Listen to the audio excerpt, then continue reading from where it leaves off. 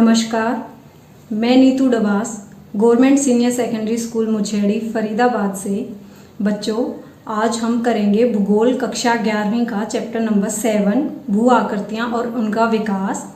इसमें हमने पहला पार्ट पढ़ लिया है। अब हम इस वीडियो में इसके अगले भाग को पढ़ेंगे। इससे पहले भाग में हमने पढ़ा है भू आकृतियाँ क्या होती हैं, भू आकृति क्रियाएं कौन सी हैं, भू आकृति कारक कौन से होते हैं, भू आकृतियों का निर्माण करने वाले कारक कौन से हैं, भू आकृतियों का विकास कैसे होता है और विकास की अवस्थाएं कौन कौन सी हैं। इसके बाद हमने भौतिक कारक नदी और उससे निर्मित शिलाकृतियों के बारे में पढ़ा है। अब आइए हम इससे आगे पढ़ते हैं भूमिगत जल, जो कि अगला भौतिक कारक है जो शिलाकृतियों का निर्माण करता है, उसके बारे में पढ़ते हैं। भूमिगत जल होता है भूमि के नीचे जो जल होता है उसी को हम भूमिगत जल कहते हैं। धरातल पर जो चट्टानें हैं, अगर उनमें छिद्र हों या दरार हों तो वहाँ से धरातल का जल जो है वो रिसकर भूमि के नीचे चला जाता है और उसी जल को कहते हैं हम भूमिगत जल। भूमिगत जल धरातल के नीचे अपर्दन व निक्षेपण दो तरह की आकृतियों का निर्माण करता है और इससे बनी शिलाकृतियों को हम कहते हैं कास्ट शिलाकृतियाँ। पेपर में आपसे पूछा जा सकता है कि कास्ट शिलाकृतियाँ क्या होती हैं, कौन कौन सी होती हैं, तो आपको बिल्कुल भी कंफ्यूज नहीं होना है। भूमिगत जल से बनने वाली शिलाकृतियों को ही हम कास्ट शिलाकृतियाँ कहते हैं। भूमिगत जल जो है वो चूना युक्त चट्टानों पर रासायनिक क्रियाएं करता है और रासायनिक क्रियाओं द्वारा वहाँ अपर्दन की क्रिया होती है और उसी के बाद उसका निक्षेपण होता है और शिलाकृतियों का निर्माण करता है भूमिगत जल। भूमिगत जल किसी भी क्षेत्र में जो प्रभाव दिखाएगा उसके लिए वहाँ पर कुछ इसकी आवश्यक कंडीशंस हैं, कुछ शर्तें हैं वहाँ पर होनी चाहिए, तभी भूमिगत जल का प्रभाव वहाँ पर हो सकता है। वो शर्तें क्या क्या हैं कि जो जिस क्षेत्र में इन चट्टानों का निर्माण होगा वहाँ पर चूना पत्थर या डोलोमाइट की चट्टानें होनी चाहिए, पर्याप्त वर्षा होनी चाहिए और घुलनशील चट्टानों में संधियों का विकास होना चाहिए, यानी कि वहाँ पे चट्टानें हैं उनमें जोड़ होने चाहिए, दरारें होनी चाहिए, तभी वहाँ जो जल है वो रिसकर नीचे जाएगा और आकृतियों का निर्माण करेगा। बच्चों, इस चित्र में देखें, इस चित्र में आप देखो कि यहाँ पर एक क्षेत्र है जहाँ ये चूना पत्थर की चट्टानें हैं और यहाँ पर कोई गर्त बनता है या यहाँ से जो पानी है वो रिसकर नीचे जाता है और नीचे जाकर वो सारी शिलाकृतियों का निर्माण करता है। और अगर पानी को रास्ता मिलता है तो वो यहाँ से होकर बाहर धरातल के ऊपर भी आ सकता है। ये देखिए, अगर उसको रास्ता मिलता है तो वो यहाँ से धरातल के नीचे से ही बाहर भी आकर वापस धरातलीय जल के रूप में बह सकता है। चलिए अब हम पढ़ते हैं भूमिगत जल से बनने वाली शिलाकृतियाँ कौन कौन सी होती हैं। ये मैं आपको पहले ही बता चुकी हूँ कि जो भी भौतिक कारक हैं उनसे अपर्दन और निक्षेपण द्वारा शिलाकृतियों का निर्माण होता है। भूमिगत जल जो है वो अपर्दन से शिलाकृतियों का निर्माण करता है, विलयरंध्र, और अगर ये बड़े हो जाएं तो घोलरंध्र, और फिर इससे भी बड़े हो जाएं डोलाइन, उससे भी अगर ये ज़्यादा विस्तृत हो जाते हैं तो एक घाटी या युवाला के रूप में निर्मित हो जाते हैं, फिर लैपीस और कंदरा या सुरंग बन जाती हैं। इसके बाद भूमिगत जल निक्षेपण जिन शिलाकृतियों का निर्माण करता है वो हैं स्टैलेक्टाइट, स्टैलेग्माइट, और अगर ये आपस में मिल जाएं तो कंदरा स्तंभ। चलिए अब हम इन्हीं शिलाकृतियों को अच्छे से विस्तार से आगे समझ लेते हैं। सबसे पहले हम जान लेते हैं विलयरंध्र, घोलरंध्र, डोलाइन, ध्वस्तरंध्र और युवाला या घाटी रंध्र को। देखिए यहाँ पे आपको इन सब के चित्र नजर आ रहे होंगे। जब भूमिगत जल चूना युक्त चट्टानों के संपर्क में आता है तो वहां पर वो गर्त का निर्माण कर देता है, घोल लेता है उस चट्टान को, तो जो गर्त बनते हैं वो बन जाते हैं विलय रंध्र। वो छोटे छोटे गर्त होते हैं और अगर यही गर्त आगे चलकर बड़े हो जाते हैं और एक कीप की आकृति बनती है और यहीं से नीचे दरारों से पानी रिसकर नीचे जाता है, तो ये जो वर्ताकार कीप की आकृति की जो स्थलाकृति बनती है इसी को बोलते हैं हम घोल रंध्र। जो विलय रंध्र होते हैं वो अलग से भी हो सकते हैं और इन घोल रंध्रों के नीचे भी छोटे छोटे हिस्से में ये हो सकते हैं।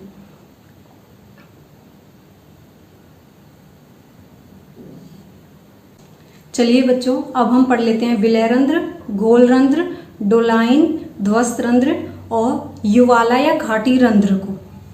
सबसे पहले जानते हैं हम विलय रंध्र क्या होते हैं। जब जो जल होता है वो चट्टानी जो चूना युक्त चट्टानों के संपर्क में आता है तो वहां पर वो एक गर्त का निर्माण कर देता है, उस वहां की चट्टान को घोलकर एक गर्त का निर्माण करता है तो बनता है विलय रंध्र।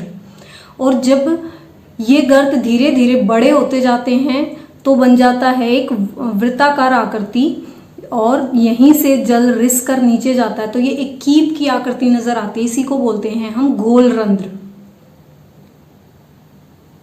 इस चित्र में देखिए आप, यहां पर आपको छोटे छोटे गर्त दिखाई दे रहे होंगे। अगर ये छोटे छोटे गर्त जो हैं वो विलय रंध्र, अगर यही गर्त आपस में मिलते हैं और बड़े हो जाते हैं तो ये घोल रंध्र कहलाते हैं।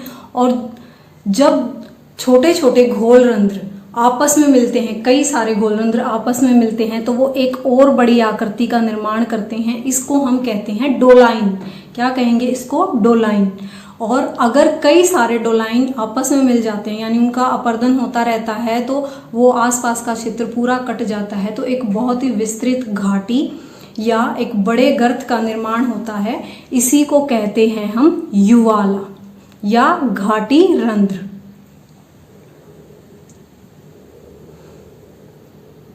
ये देखिए, इस चित्र में आपको नजर आएगा कि चट्टानों पर इतना ज्यादा अपर्दन हो गया है कि इतना बड़ा गर्त हो गया है, वो एक घाटी के रूप में नजर आ रहा है और यही क्या कहलाता है? घाटी रंध्र या युवाला। अब बात आती है निपात रंध्र क्या होते हैं। जब घोल रंध्र हो, विलय रंध्र हो, डोलाइन हो तो इनकी जो छतें हैं, इनकी छत अगर टूट जाती है, यहाँ से पानी प्रवेश करता है, नीचे हल्की फुल्की गुफाएं बन जाती हैं और जब यहाँ की छत गिर कर टूट कर इसके नीचे ही गिरती है तो इसको बोलते हैं निपात रंध्र या ध्वस्त रंध्र। यहाँ पे आपने इन सबको जान लिया होगा कि विलय रंध्र, इसका विस्तृत रूप घोल रंध्र, इससे बड़ा डोलाइन और उससे भी बड़ा युवाला होता है। और अगर इनकी छत टूटती हैं तो ये क्या कहलाते हैं? ध्वस्त रंध्र। बच्चों, अब हम जान लेते हैं लैपीज और कंदरा सुरंग के बारे में। ये भी अपर्दन से बनने वाली स्थलाकृतियां हैं। जब भूमिगत जल ऐसे स्थानों पे होता है, ऐसे क्षेत्रों में होता है जहाँ पे कोमल और कठोर चट्टानें साथ में होती हैं और उनके बीच जो दरारें होती हैं वहाँ से जल प्रवेश करता है और वो कोमल चट्टानों का अपर्दन कर देता है और एक बहुत बड़े गर्त का निर्माण हो जाता है। और उस बड़े गर्त या विस्तृत क्षेत्र में जो कठोर चट्टानें हैं वो एक नुकीले स्तंभ की भांति खड़ी रह जाती हैं, तो ये स्थलाकृति जो बनती है क्या कहलाती है? लैपीज। इस चित्र में आप देखिए, इसमें आपको जो नज़ारा नज़र आ रहा है इसमें क्या है? जो कोमल चट्टानें हैं वो यहाँ से कटाव हो चुका है उनका, और कुछ जो कठोर चट्टानें थी वो स्तंभ के रूप में, नुकीले स्तंभ के रूप में यहाँ पे खड़ी आपको नजर आ रही हैं, इसी को बोलते हैं लैपीज। अब देख लेते हैं कंदरा और सुरंग को। कंदराएं क्या होती हैं? ऐसे क्षेत्रों में बनती हैं जहां पर जो कठोर चट्टानें हैं वो ऊपरी सिरे पर और कोमल चट्टानें होंगी वो नीचे होंगी। जब धरातलीय जल प्रवेश करता है दरारों के सहारे तो वो कोमल चट्टानों का अपर्दन कर देगा, उनका कटाव करेगा, उनको घोलेगा और आगे बढ़ता चला जाएगा। तो इनकी जो छत होती है वो कठोर चट्टानों की होती है, वो ऐसे ही खड़ी रह जाती है, उन पे कटाव कम होता है, घर्षण से धीरे धीरे कटाव होगा, लेकिन वो क्या होंगी? वो छतें खड़ी रह जाएंगी तो एक गुफा का निर्माण हो जाएगा, इसी को बोलते हैं कंदरा। और सुरंग क्या होती है? सुरंग भी ऐसे ही तंग रास्ते होते हैं जहाँ से जल जो है वो भूमि के अंदर प्रवेश करता है और आगे बढ़ जाता है। कंदरा और सुरंग में फर्क क्या होता है कि कंदरा में एक ही द्वार होगा, एक ही रास्ता होगा पानी के जाने का, लेकिन सुरंग में क्या होता है? पानी जो है वो आर पार चला जाता है, एक रास्ते से वो अंदर जाता है और दूसरे रास्ते से वो बाहर निकल जाता है, तो यही क्या कहलाती हैं? सुरंग।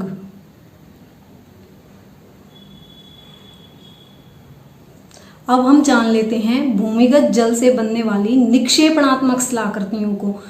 भूमिगत जल जो है वो अपने साथ चूना या कुछ कण बहाकर लेके जाता है, वो उनका कहीं ना कहीं जमाव भी करता है और शिलाकृतियों का निर्माण करता है। इसमें जितनी भी शिलाकृतियां हैं वो गुफाओं में निर्मित होती हैं। इसमें सबसे पहले जो शिलाकृति बनती है स्टैलेक्टाइट। जब भूमिगत जल कंदराओं की छतों से टपकता है, बूंद के रूप में नीचे टपकता है, तो कुछ बूंदें जो हैं वो गुफा की छत के साथ लटकी रह जाती हैं और उसमें जो पानी होता है वो वाष्पीकरण, वहाँ गर्मी जो होती है उससे वाष्पीकरण से वो पानी उड़ जाएगा, वो जल भाप के रूप में वाष्पित हो जाता है और वहाँ पर वो जो जल के अंदर चूने की मात्रा थी वो छत से लटकी रह जाएगी और धीरे धीरे ये आकृति नीचे की तरफ बढ़ती चली जाएगी और एक नुकीली आकृति का निर्माण हो जाएगा। इसी को बोलते हैं हम स्टैलेक्टाइट।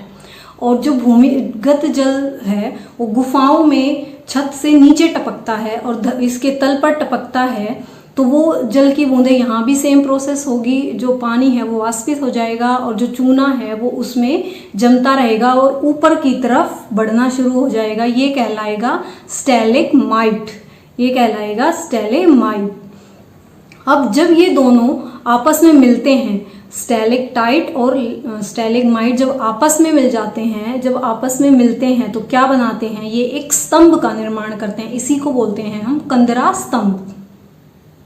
ये देखिए इस चित्र में, यहाँ पर इस चित्र में आपको स्टैलेक्टाइट, स्टैलेगमाइट और जब ये आपस में जुड़ जाते हैं तो कंदरा स्तंभ नजर आ रहे हैं। इसको याद करने में आपको कंफ्यूज नहीं होना है। जो छत से बूंदें लटक जाएंगी वो स्टैलेक्टाइट का निर्माण करेंगी और जो नीचे हैं वो स्टैलेगमाइट का निर्माण करेंगी। चलिए बच्चों, अब इससे आगे हम पढ़ते हैं हवा या वायु के कार्य और उससे बनने वाली शिलाकृतियों के बारे में। पवन जो है वो ऐसे क्षेत्रों में कार्य करती है जो शुष्क हों या अर्ध शुष्क क्षेत्र हों, वहाँ पर ये महत्वपूर्ण एक कारक बन जाती है अपर्दन का और शिलाकृतियों के निर्माण का। पवन जो है वो अपवाहन और घर्षण से अपर्दन करती है। अपवाहन में क्या करती है? वो छोटे छोटे कणों को अपने साथ उड़ाती है और जब ये छोटे छोटे कण उसके साथ उड़ते हैं तो ये एक औजार की तरह वहाँ पे उन चट्टानों का कटाव करते रहेंगे। इसी को बोलते हैं हम घर्षण क्रिया। और इस तरह अपवाहन और घर्षण से हवा जो है वो अपर्दन क्रिया करती रहेगी। मरुस्थलों में बालू घर्षण होता है जिससे अपर्दनात्मक शिलाकृतियों का निर्माण होता है। मरुस्थल में भौतिक और रासायनिक दोनों ही अपक्षय होते हैं और ये दोनों प्रभावित करते हैं वहाँ की शिलाकृतियों को। और वायु जो है वो अपने वेग से, उसका जितना ज़्यादा वेग होगा, जितनी ज़्यादा तेज़ी से हवा बहेगी, उतने ही वो रेत बजरी को अपने साथ बहा कर ले जाएगी और कहीं ना कहीं जाके उनका निक्षेप भी कर देगी। तो निक्षेप से भी शिलाकृतियों का निर्माण हो जाएगा। मरुस्थलों में वृत्तसरण, रेतीले क्षेत्रों में वृत्तसरण और प्रवाहित जल भी आकृतियों का निर्माण करते हैं, लेकिन वहाँ पर हवा जो है वो ज़्यादा प्रभावशाली रहेगी। वो ये इन क्रियाओं से प्रवाहित जल और वृत्तसरण से जो भी अपक्षय या अपर्दन होगा उसको वो बहाकर आगे ले जाएगी। तो ये दोनों जो कारक रहेंगे, वृत्तसरण और प्रवाहित जल, इसके सहायक के रूप में ऐसे क्षेत्रों में काम करते रहेंगे। अब वायु जो है शिलाकृतियों का निर्माण करेगी, वो चट्टानों की प्रकृति पर, उनकी आकृति पर, वायु की गति कैसी है, उसकी दिशा कैसी है, इसके ऊपर ये शिलाकृतियाँ बहुत निर्भर करती हैं। चलिए अब हम वायु से निर्मित शिलाकृतियों को पढ़ लेते हैं। अपर्दनात्मक शिलाकृतियाँ कौन सी बनेंगी? पेडिमेंट या पदस्थली, प्लाया, इंसेलबर्ग, अपवाहन गर्त या वातगर्त, यार्डांग स्तंभ, छत्रक शिला, टेबल या पीठिका सैल, जालीनुमा चट्टान या खिड़की। अब निक्षेपण से जो शिलाकृतियां बनेंगी वो हैं बालू के टिब्बे, पैराबोलिक, सीफ, अनुदैर्घ्य टिब्बे और अनुप्रस्थ टिब्बे। इस चित्र में आपको हवा से निर्मित सभी आकृतियां नजर आ रही होंगी। इसमें आइए अब हम इन्हीं स्थलाकृतियों को अच्छे से जान लेते हैं कि कैसे बनती हैं और कहाँ पर ये बनती हैं। चलिए अब हम पेडिमेंट, पल्सली, इंसेलबर्ग और प्लाया के बारे में जान लेते हैं। पेडिमेंट क्या होते हैं? पेडिमेंट ऐसे क्षेत्रों में बनते हैं, रेतीले क्षेत्रों में, जहाँ पर कोई पहाड़ या कोई चट्टान है, उसके ऊपर जल से अपरदन हो रहा है या मौसम के कारण अपक्षय हो रहा है, तो वहाँ पर उसकी तलहटी में कुछ अवसाद जमा हो जाते हैं और ये अवसाद जो है वो उनको हवा दूर दूर तक फैलाती रहती है और इन कणों से ही धीरे धीरे उस पहाड़ का भी कटाव करती रहेगी। तो क्या होगा, दूर दूर तक जो रेतीला मैदान बन जाएगा अवसाद का, उसी को बोलते हैं पेडिमेंट या पदस्थली। अब इस चित्र में आपको नजर आ रहा होगा कि यहाँ पर जलोढ़ पंख का निर्माण होगा और धीरे धीरे कटाव के कारण ये पहाड़ जो है ये पीछे की तरफ हटता जा रहा है और इस पंख से दूर दूर तक रेत उड़कर एक आकृति बनती जा रही है। इसमें देखिए यहाँ पर एक कम ढलान वाले क्षेत्र का निर्माण हो रहा है। जो पहाड़ है वो और भी पीछे की तरफ हट गया है। यहाँ पे जल अपना कार्य कर रहा होता है और हवा भी इसके साथ उसके जलोढ़ पंख के अवसाद को दूर दूर तक फैलाती है और चट्टानों का भी कटाव करती रहती है। तो ये एक विस्तृत रेतीला मैदान बन जाता है अवसाद का, इसी को बोलते हैं हम पेडिमेंट। कहाँ बनता है ये? रेतीले या मरुस्थलीय क्षेत्र में। अब देखिए दूसरा है इंसेलबर्ग। इंसेलबर्ग क्या होता है? जब पेडिमेंट बनने की प्रोसेस में ही पहाड़ का कटाव हो रहा होता है तो एक छोटा सा क्षेत्र, एक छोटा सा चट्टान जो है वो वहीं पर बिना कटाव के ऐसे ही खड़ी रह जाएगी। तो उस पूरे क्षेत्र में वो चट्टान क्या नजर आएगी? एक आकृति जिसका नाम है इंसेलबर्ग। इसी को हम इंसेलबर्ग कहेंगे। पूरे के पूरे मैदान में यही आकृति एक चट्टान के रूप में आपको खड़ी हुई नजर आ रही है। इसी को बोलते हैं हम इंसेलबर्ग। और ये क्या है? पहाड़ी का ही एक बचा हुआ हिस्सा है। पहले यहाँ एक बहुत बड़ी पहाड़ी रही होगी जिसके ऊपर कटाव हुआ और धीरे धीरे वो अवसाद दूर तक फैल गया और पेडिमेंट का निर्माण हो गया और ये बचा हुआ हिस्सा जो है वो इंसेलबर्ग के रूप में यहीं पर रह गया। अब बात आती है प्लाया झील की। इस चित्र में देखिए आप, इसमें दोनों तरफ जो है वो पहाड़ हैं। यहाँ पे कटाव होने से इस क्षेत्र में यहाँ तक जो है वो पेडिमेंट का निर्माण हो गया और इसके बीच वाला जो हिस्सा है वो गर्त, उसमें अगर बारिश के कारण या यहाँ से जो जल धाराएं कभी कभी बहती हैं उनका जल इसमें आ जाता है तो क्या बन जाता है? एक झील का निर्माण हो जाता है और इसी झील को हम कहते हैं प्लाया झील। जैसे राजस्थान में जो सांभर झील है वो प्लाया झील का ही एग्जाम्पल है। इस प्लाया झील के बनने के लिए कंडीशन क्या है कि इसके दोनों तरफ जो है वो पर्वत, अगर छोटे छोटे पर्वत हों तो और उनका अपरदन होता रहता हो और धीरे धीरे क्या है वहाँ एक पेडिमेंट का निर्माण हो जाए और उसके बीच में गर्त बने और उसमें अगर बारिश का पानी आ जाए तो ही प्लाया का निर्माण हो सकता है। चलिए अब इससे आगे हम यारडांग स्तंभ, जालीनुमा चट्टान और पवन खिड़की के बारे में पढ़ लेते हैं। ये भी अपरदन से बनने वाली स्थलाकृतियां हैं। यारडांग जो है वो एक ऐसी आकृति बनेगी, ऐसी चट्टानों पर बनेगी जहां पर कोमल और कठोर चट्टानें साथ में होंगी। रेगिस्तान में, रेतीले क्षेत्र में, वहां पर हवा जो है वो कोमल चट्टानों का धीरे धीरे अपरदन कर देगी और जो कठोर चट्टानें हैं वो वहीं पर नुकीली आकृति के रूप में खड़ी रह जाएंगी। इसको बोलते हैं हम यारडांग। ये देखिए यहाँ पर जो बीच वाला हिस्सा है यहाँ की चट्टानों का अपरदन हो गया, ये कोमल चट्टानें होंगी और जो कठोर चट्टानें हैं वो यहाँ ऐसे ही रह गई, तो इसको बोलते हैं हम यारडांग।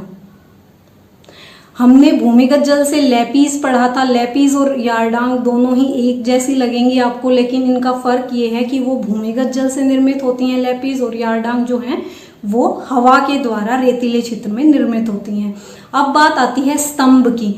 स्तंभ भी ऐसे ही बनते हैं कि कटाव होता रहता है चट्टानों के ऊपर। नीचे वाली जो चट्टानें होंगी वो थोड़ी कोमल होंगी और ऊपर का हिस्सा थोड़ा सा कठोर होगा, तो नीचे का अपरदन होता रहेगा और ऊपर वाली चट्टान उसके ऊपर स्थित रहेगी, तो वो एक स्तंभ की भांति नजर आएगी।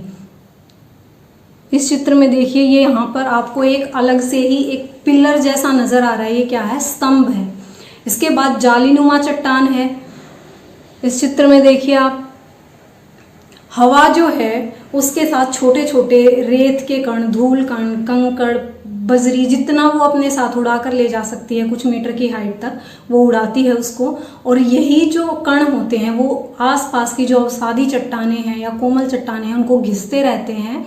और अगर उनमें कोई अंश कठोर है तो वो लेट उसका घिसाव होता है, तो क्या होता है, उसके अंदर छोटे छोटे गर्त या खड्डे बन जाते हैं। उसके अंदर छोटे छोटे गर्त या खड्डे आपको ये नजर आ रहे होंगे। यही क्या बनते हैं? एक जाली जैसी आकृति का निर्माण हो जाता है। इसी को हम बोलते हैं जालीनुमा चट्टान। इस पूरी चट्टान के ऊपर क्या हुआ? छोटे छोटे गर्त बने हुए हैं जो एक जाली की तरह नजर आ रहे हैं। इसी को बोलते हैं जालीनुमा चट्टान। अब बात आती है पवन खिड़की की। जो पवन से जिस खिड़की का निर्माण होगा वही पवन खिड़की कहलाएगी। जो जालीनुमा चट्टान बन रही है, ऐसी ही जब पवन अपना कार्य करती रहती है तो जो गर्त बनाती है किसी चट्टान में, अगर वो आर पार हो जाए, अगर उसमें आर पार दिखना आरंभ हो जाए, पवन इतना अपर्दन कर दे कि उसमें से आर पार जाया भी जा सकता है, तो वो क्या बन जाएगी? एक खिड़की हो जाएगी। खिड़की क्या होती है? एक जगह से दूसरी जगह देखने का रास्ता ही तो है। तो क्या बनाती है? पवन एक खिड़की का निर्माण कर देती है चट्टानों के ऊपर। चलिए अब इससे आगे हम पढ़ लेते हैं अपवाहन गर्त, केव्स, छत्रक शिला और पीठिका सेल को। ये भी पवन द्वारा अपर्दन से निर्मित शिलाकृतियां हैं। जब हवा रेतीले क्षेत्र में बहुत तेज गति से बहती है तो क्या होगा? वहां पर वो एक क्षेत्र का रेत अपने साथ उड़ाएगी और दूसरे क्षेत्र में जाके डाल देगी। जहां से उसने उस रेत को उठाया है वहां पर एक गर्त का निर्माण हो जाएगा, एक खड्डे का निर्माण हो जाएगा। इसी को क्या बोलते हैं हम? अपवाहन गर्त। यानी कि वहां से पवन वहां उस रेत को उड़ा कर ले गई तो एक गर्त का निर्माण हो गया। अब बात आती है केव्स की। धीरे धीरे इन गर्तों में जो है वो ये गहरी होने शुरू हो जाते हैं तो एक गुफा जैसी आकृति का निर्माण हो जाता है। इसी को बोलते हैं हम केव्स। अब बात आती है छत्रक शिला की। छत्रक शिला कैसे बनेगी? रेतीले क्षेत्रों में जब ऐसी चट्टानें हों जहाँ पे नीचे थोड़ी कोमल और ऊपर का हिस्से वाली जो चट्टान है वो उससे थोड़ी कठोर हो, तो नीचे की चट्टान का जो है वो कटाव ज्यादा हो जाएगा और ऊपर वाले हिस्से का कटाव कम होगा। लेकिन धीरे धीरे उसका भी कटाव होता रहेगा, उसमें घर्षण से उसका कटाव होता रहेगा। तो क्या होगा? एक ऐसी आकृति का निर्माण हो जाएगा जो कि हमें छतरी के समान नजर आएगी, या इंग्लिश में इसका नाम है मशरूम रोक। एक मशरूम की जैसी आकृति बन जाती है, तो इसी को हम बोलते हैं छत्रक शिला या मशरूम रोक। अब देखिए टेबल या पीठिका सेल। टेबल क्या होता है? एक मेज की तरह आकृति बनती है। जब रेतीले क्षेत्रों में हवा आसपास की चट्टानों को अपर्दन द्वारा उड़ा कर ले जाती है उनको, तो एक बीच में कोई कठोर चट्टान है वो एक सपाट आकृति में वहीं पे खड़ी रह जाती है। इसको क्या बोलेंगे हम? मेज या पीठिका सेल। इसमें देखिए यहाँ पे क्या किया, पवन के अपर्दन कार्य के कारण एक सपाट आकृति जिसका ऊपरी हिस्सा जो है वो बिल्कुल सपाट है और आसपास की चट्टानों का अपर्दन हो गया, तो क्या बन गई? मेज।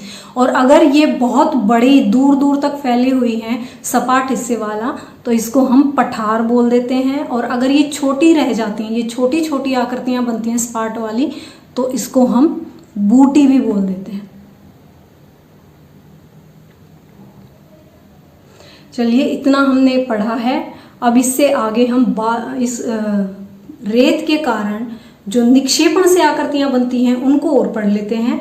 इसमें क्या बनेंगे? टिब्बे बनेंगे, बालू के टिब्बे बनेंगे। इनकी आकृतियां अलग अलग होंगी, इसीलिए इनके नाम अलग अलग हो जाएंगे। लेकिन जो ये आकृतियां हैं क्या है? ये एक टिब्बे का ही रूप है। जब रेतीले क्षेत्रों में, मरुस्थलों में हवा जो है वो बहुत तेज गति से चलती है तो वो वहाँ के रेत को उड़ाती रहती है अपने साथ, और उसके रास्ते में, अगर हवा के रास्ते में कोई भी ऐसी रुकावट आ गई जिससे वो उसको नहीं उठा के ले जा पा रही, तो वो उसका वहीं पे जमाव करना शुरू कर देती है, तो इन टिब्बों का निर्माण होता है। इन्हीं को हम बालू के टिब्बे कहते हैं।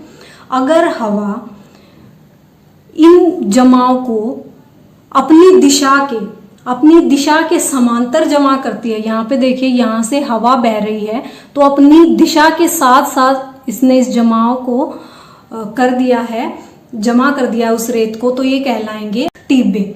अगर हवा रेत को अपने दिशा के लंबकोण पर यानी समकोण पर जमा करती है तो उसको बोलते हैं हम अनुप्रस्थ टिब्बे। इसमें देखिए इस चित्र में यहाँ पे हवा जो बह रही है उसकी दिशा है ये, और इसने अपनी दिशा के लंब पर यानी समकोण पर इनका निर्माण किया है, इनको जमा किया है, तो ये क्या कहलाएंगे? अनुप्रस्थ टिब्बे। अब बात आती है पैराबोलिक सीफ और बारखान की। सबसे पहले सीफ देख लेते हैं। जब हवा चलती है और वो एक ऐसी आकृति का निर्माण करती है बालू से जिसमें बीच में रेत का ढेर है और उसका एक किनारा थोड़ा मुड़ा हुआ आगे की तरफ निकला हुआ है, इसी को बोलते हैं हम सीफ। क्या बोलेंगे इसको? सीफ। इस आकृति में रेत अगर जमा हो जाता है तो सीफ कहलाता है। और अगर ऐसी आकृति में दोनों किनारे आगे की तरफ बढ़ जाएं, यानी कि अगर सीफ में एक किनारा है तो इसका दूसरा किनारा भी आगे की तरफ रेत ऐसे जमा हो जाए, तो ये क्या कहलाएगा? बरखान। ये क्या कहलाएगा? बरखान। देखिए इस चित्र में आपको बरखान दिखाई दे रहा है। इसमें क्या है कि रेत इस तरीके से जमा हुआ है कि इसके दोनों किनारे आगे की तरफ बढ़े हुए नजर आ रहे हैं, यानी अर्धचंद्राकार। अर्धचंद्राकार एक आधे चांद जैसी एक आकृति बन गई है, इसी को बोलते हैं हम बरखान। इसका जो पीछे वाला ढाल है, हवा जो है वो इस तरफ से बह रही है, हवा इस तरफ से बह रही है, तो यहाँ पे कम ढलान होगा और यहाँ का ढलान जो है वो इससे ज्यादा है, यानी सपाट ढलान है। इसी आकृति को हम बोलेंगे बरखान। और जो पैराबोलिक है वो इसके बिल्कुल विपरीत आकृति होती है। इसके बिल्कुल विपरीत आकृति को हम पैराबोलिक कहेंगे। इसमें क्या होगा कि हवा जो है वो इस क्षेत्र से बहेगी, इस दिशा में बहेगी, हवा इधर से बहेगी और जो इसके किनारे निकले हैं वो इस तरफ निकल गए और जो बीच वाला हिस्सा है वो इधर है, यहाँ कम ढलान है और यहाँ ज्यादा ढलान रह गया, तो ये क्या कहलाएगा? पैराबोलिक। बरखान और पैराबोलिक एक दूसरे से विपरीत होते हैं। हवा ऐसे बहती है और अगर किनारे इस तरफ निकले हुए हों तो ये क्या कहलाएगा? पैराबोलिक। और अगर हवा इस डायरेक्शन में बह रही है और ये किनारे इस तरफ से निकले हों तो ये क्या कहलाएगा? बरखान। बच्चों, आज के वीडियो में हमने भूमिगत जल और हवा से निर्मित जो शिलाकृतियाँ होती हैं उनके बारे में और इनके कार्य के बारे में पढ़ा है। अब आप अच्छे से नदी, भूमिगत जल और पवन से निर्मित शिलाकृतियों के बारे में रिवाइज कीजिए। इस चैप्टर का जो अगला भाग होगा, जो अगली वीडियो होगी, उसमें हम हिमनदी और समुद्री लहरों से बनने वाली शिलाकृतियों के बारे में पढ़ेंगे। भूमिगत जल और हवा से निर्मित शिलाकृतियों के क्वेश्चन भी उसमें हम डिस्कस करेंगे। तब तक के लिए आप खुश रहिए, स्वस्थ रहिए, पढ़ते रहिए और आगे बढ़ते रहिए। धन्यवाद।